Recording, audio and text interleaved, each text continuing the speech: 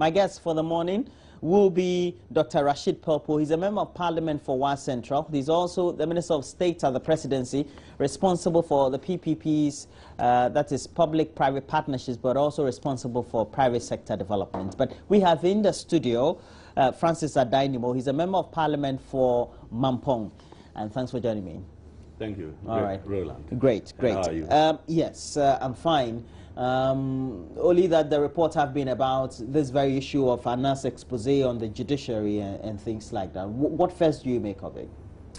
Well, I think that Anas Anas operates within the framework of the Whistleblowers Act. And for that matter, any investigations that he does, he makes it available to the very institution that he has conducted his investigation from. So, in terms of the legal framework, from my perspective, that is how I see the conduct of that journalist, the journalist Anas. What has happened within the institution of the judiciary, which is an arm of government, is, of course, is worrying, but we are also aware that corruption has been a very big issue on the continent of Africa and in Ghana in particular. If we do not take steps to deal with corruption and to ensure that our society is corrupt-free, our society achieves that transparency and accountability, not only in public service, also including the private sector, then the process of our development will be hampered somehow. And so, of course, I will encourage the work being done by that investigative journalist, Anas, undercover. And it's only a call to everybody that whatever you do, even at multimedia here, even though it's a private entity, you need to ensure that it is a corrupt-free environment that you operate from. Now we are told that he took about over 6 months to conduct that investigation. What's on the 2 years? Yeah. Okay. Well, what I read was over 6 months. I mean, comprehensively. Comprehensively. Well, yes, that's fine. So, which suggests that it's been painstaking on tape and then on video. Whatever evidence that he has, so far, it's not been made public, neither on tape nor on video, but within certain cycles of the judiciary, maybe it's been made available and it's being studied. The report indicates that there are 34 judges who are involved in this matter, and 22 of them, I don't know, appear to be in the lower courts, and the rest may be in the superior courts. So the processes in dealing with the two are different, as outlined by the Constitution of Ghana. So to deal with the superior courts, for in case of misbehavior, and in this case, if it is a bribery corruption issue, which is a misbehavior, that alone has a process in dealing with it. First, a petition will have to be made to the President of the Republic, who makes the appointment to either the Supreme Court or the Court of Appeal or the High Court. Then the President then refers that petition to the Chief Justice for a committee to be set up to conduct the investigation into it. In the case of the lower courts, for circuit courts and then for magistrates, the Chief Justice, upon receipt of petition, will initiate the process. And I think that is what the Chief Justice has initiated regarding the 22 judges of the circuit courts or the magistrates, and for investigations to be conducted into the affairs of what Anas has unearthed. The process will unfold. We are not told whether it involves only judges. But if you talk about the judiciary, we're told it's only judges. No, not only judges. Yes, so it includes judicial staff. Yes, so let us clerks and the others. So let us make the public be aware that it's not only judges, but also judicial officers, court clerks, and all the other staff within the court system. And we know, because the judges don't work alone, they have to be supported by their clerks and their officers. So if it's a cartel, then we need to unearth everything and take the most appropriate sanctions to deal with this situation. We cannot have a situation where our judiciary is bastardized in this manner. We need to raise investor confidence. And one of the parameters to test the investor confidence is to ensure that there is transparency, there is fairness in our judicial system. Administration of justice can't be,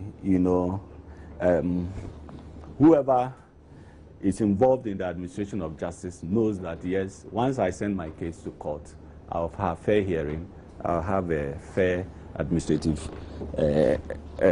adjudication of my issue.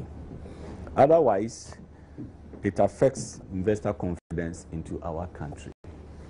And then within the public itself, then are we going to resort to all kinds of seeking justices? If you have to send your matter to court and you're not going to get fairness in your hearing and in your adjudication, what do you do?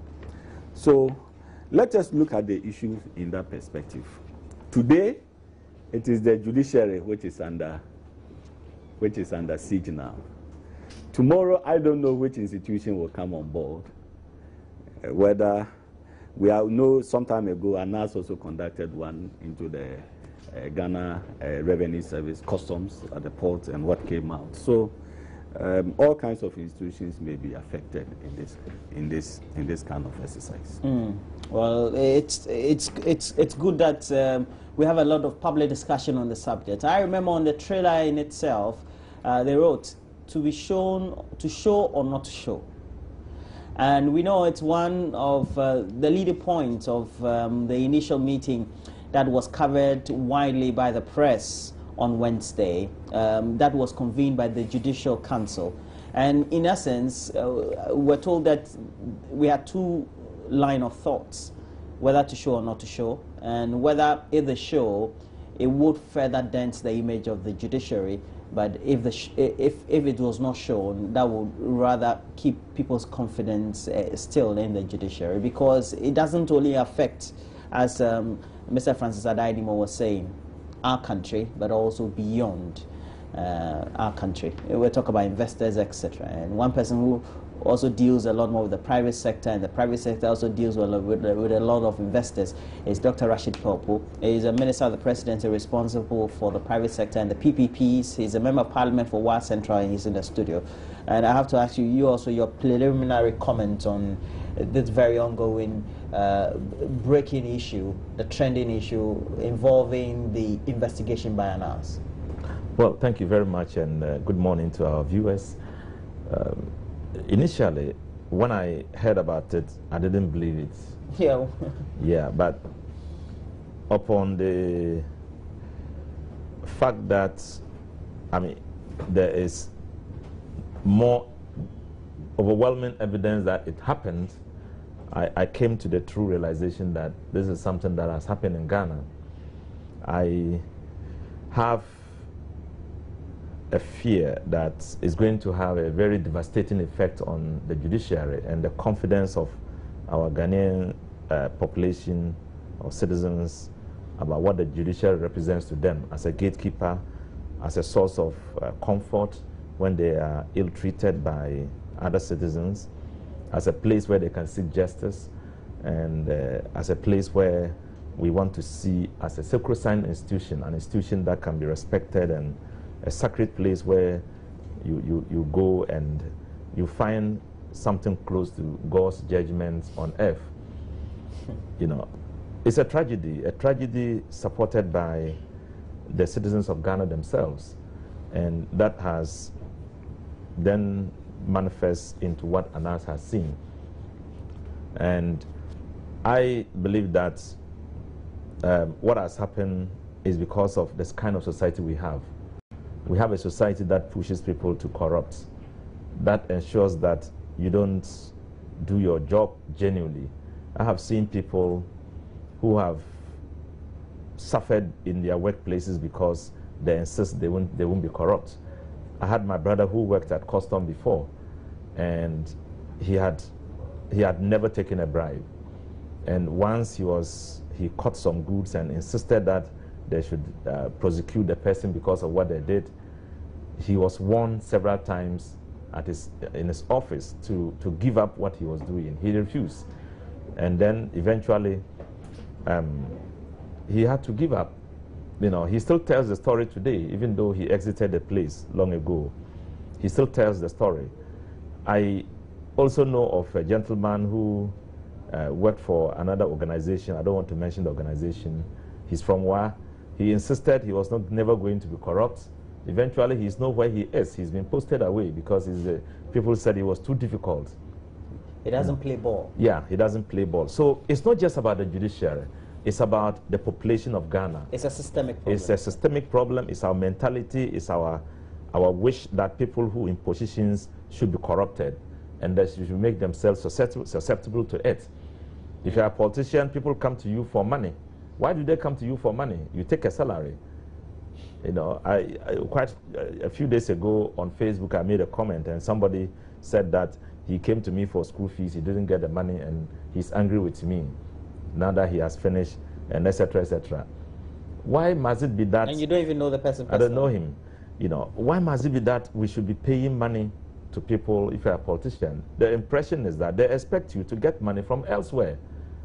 Somebody asked me to buy him machinery to set up business. Very expensive. I haven't, if you put all my 1 year salary together, I can't buy that one. But he's angry with me. He promised to campaign against me because I haven't bought that machinery for him. So I'm saying that the totality of our Ghanaian perception about public service is that they should necessarily be corrupt, they should live above their means, and they should allow it to happen to them. So the judiciary is one place where this view and pressure has intruded and has been shown in what Anas has said. And I respect the judiciary. This will not make me to lower my respect for them. I will also not encourage that this thing be shown in public. You know, they should limit it and they should do what is required as a judiciary. Let us see that they have taken some action, but not that it shouldn't be for public viewing, for everybody to be seeing, and for everybody to attack the judiciary as they do for members of parliament and others. You know, it would have been a double tragedy. Okay. We say the politicians are corrupt. But sometimes they said the media is corrupt as well. Very well. They say the private sector is corrupt. Yeah. Now, the judiciary, we all know, when you go before a judge, no matter who you are, and I've been sued 2 times in my career as a journalist. I've been in front of judges, and they say, Roland, you're a very good journalist, but this one, and you give them that sort of reverence. At the end of the day, is it to show or not to show? I mean, if we show, what will be the pros and cons, and if we don't, what will be either? Well, this is a matter for debate, in the sense that the judiciary is also part of the public sector, just as the executive arm and then the legislature. Yeah. So if anything affects the executive arm under the presidency or the various sector ministries, and then we can also show it. If something happens in parliament, whether from the speaker's office or from members of parliament, and it can also be aired, then the question would be what prevents that happening in the judiciary, which is also part of the public service, from being aired. So for me, it may be too early to say that we do not have to show it, or we do not have to air it for people to know. Because if we have to deal with the matter, it's a public service. And for public service, you cannot hide things. Unless the law requires that confidentiality must be respected in that regard. But I want to believe that this will not be a matter that will affect the security of the state.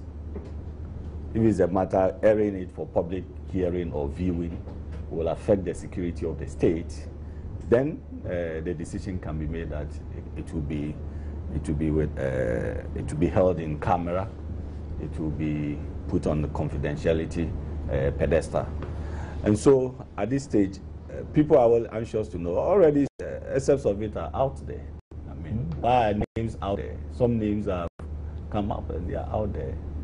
And then, what do you say that by the mention of certain names, they will have to come out to defend themselves or not? So let us look at it critically.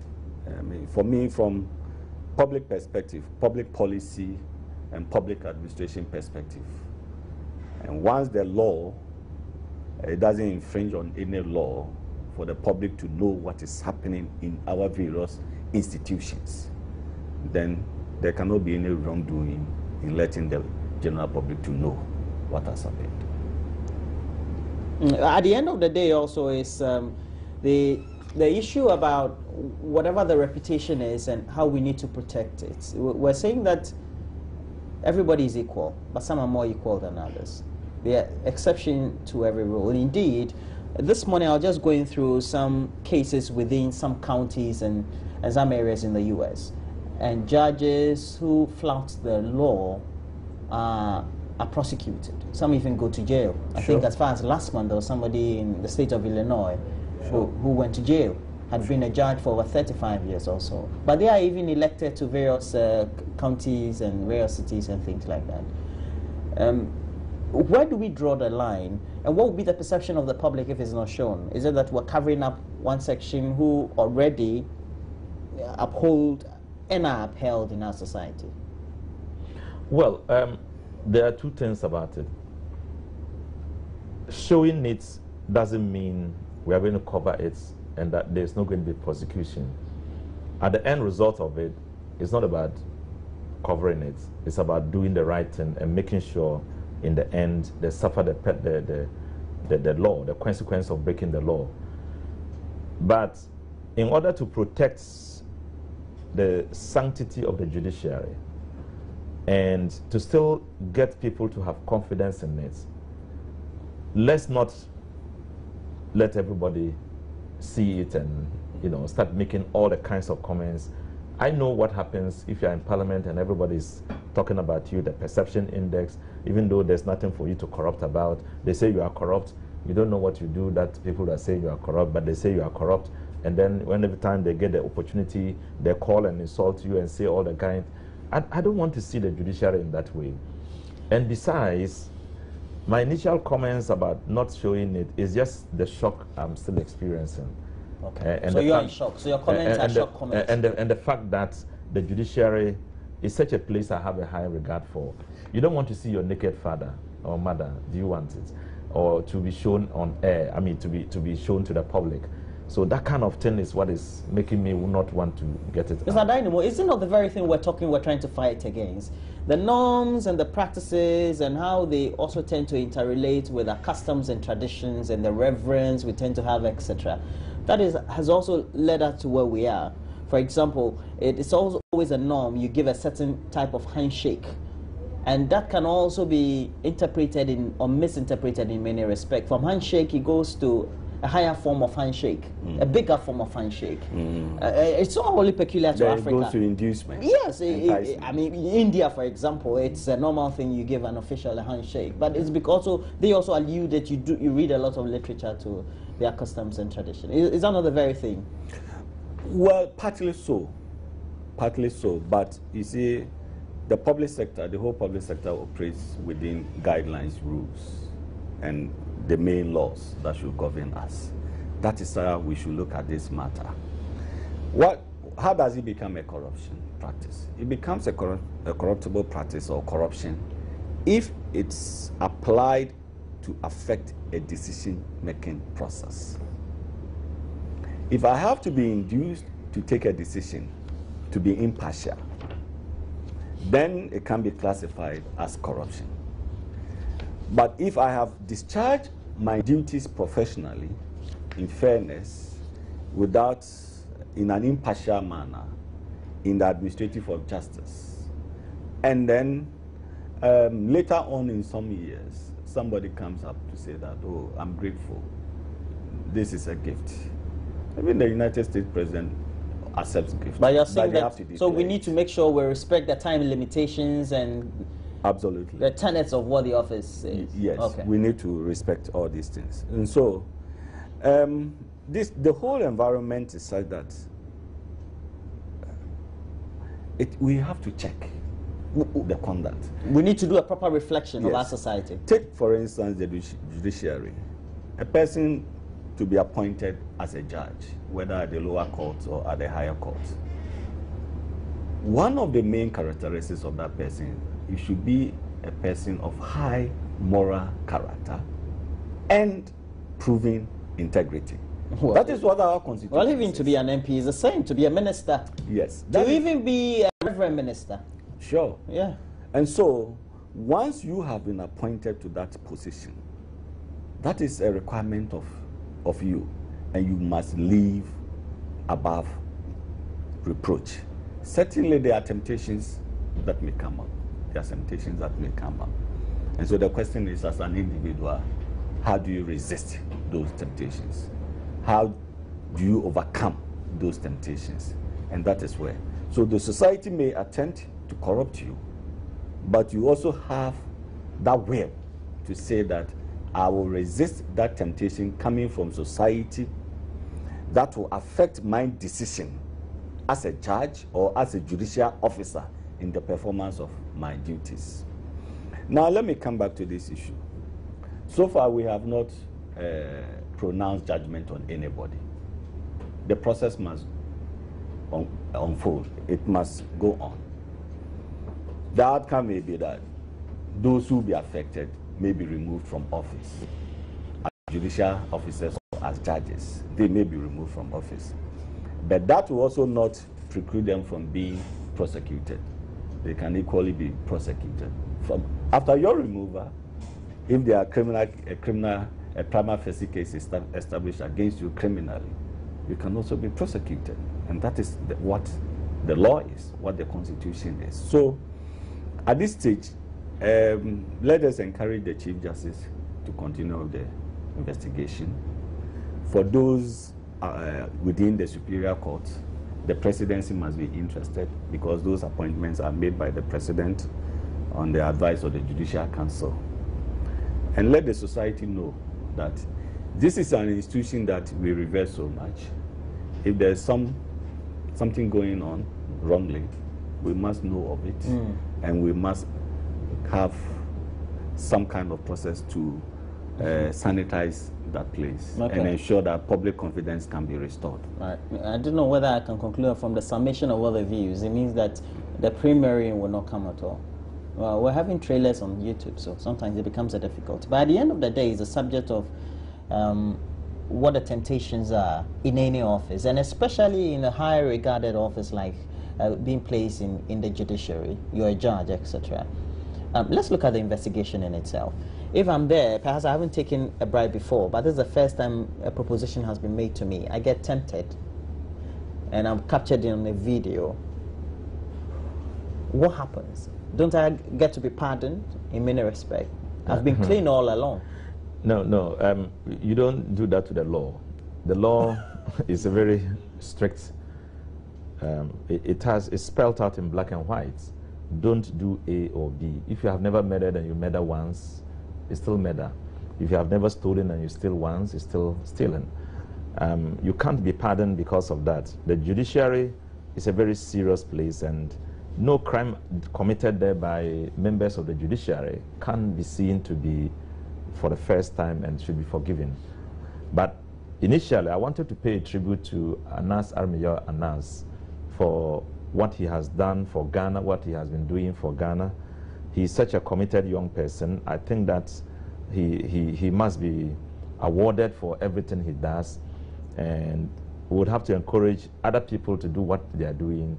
Corruption, bribery, and whatever form that leaks the nation's resources away from the general coffers into private hands must be condemned, must be made a very high risk activity, that anytime you are doing it, you must be aware about the consequences. The possibility that you'll be seen and punished should be there. So I think that I want to pay tribute to him and thank him for that, and ask that he be blessed to continue to work hard.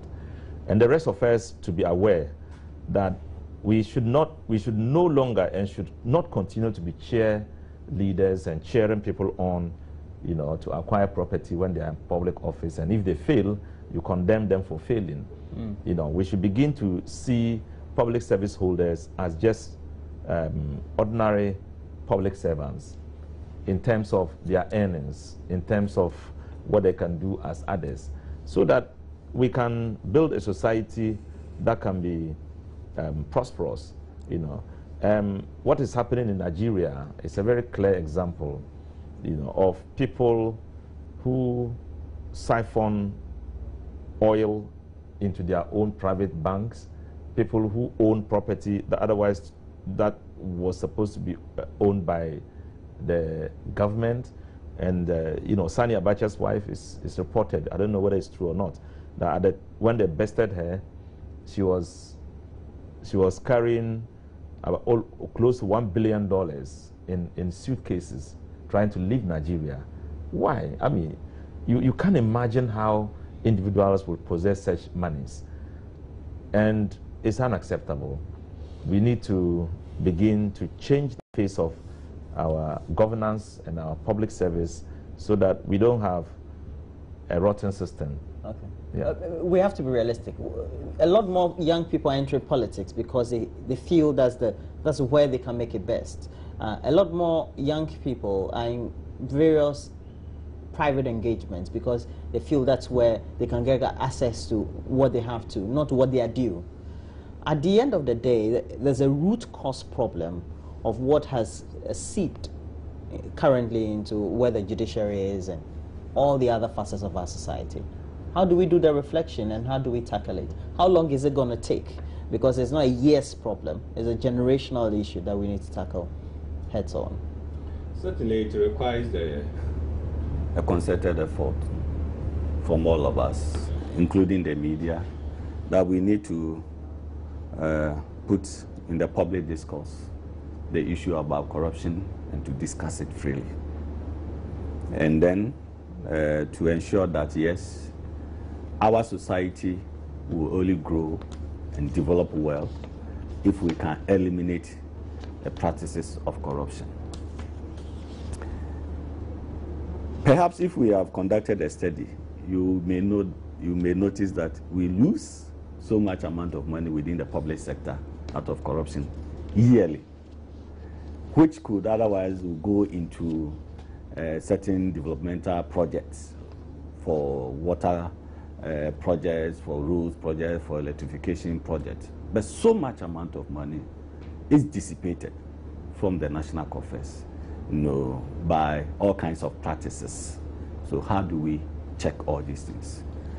Yes, I know that there is a code of conduct that is prescribed by the Constitution, where even public officers, certain public officers will have to make access declaration and so forth and so on.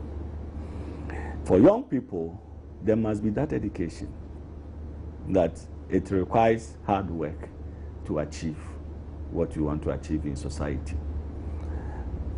Some may see, maybe my good self and my colleague, Honorable Rashid Purple, and they may aspire to occupy our positions one day.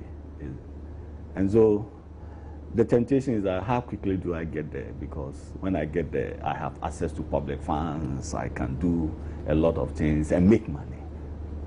No. Unless you see yourself that you want to offer a certain quality leadership to society, that will uplift the vulnerable and the poor in society, improve upon the quality of life. We say that all the time, but we know all young people who are so going then definitely leadership is crucial. Leadership must be the way to go, and it must be demonstrated as such. And so if it starts from the leadership and trickles down, the whole society will be affected. We need the media for you to help in this kind of crusade, that the society, we must be open and free to talk about some of these practices. Look, Roland, what is happening in this particular case of scandal within the judiciary. It's also affecting, it has an effect on our democracy. Definitely it has an effect on this democracy. Because if I'm not certain that I will receive impartial adjudication from a court of competence jurisdiction when I appear before that court, then I will want to find the alternative in settling my case. And definitely that affects the democracy. That is why I raised the issue. Do you want to go on mob action? No, we don't want to do that. Do you want to resort to other forms of seeking justices? No. And that is why we have that respect and the reverence for that sector or for that arm of government. And we want to uphold them as such, and therefore they must discharge their duties accordingly. And that's why we must not show the video. All right. Well, that is a public... Now, I want us to change the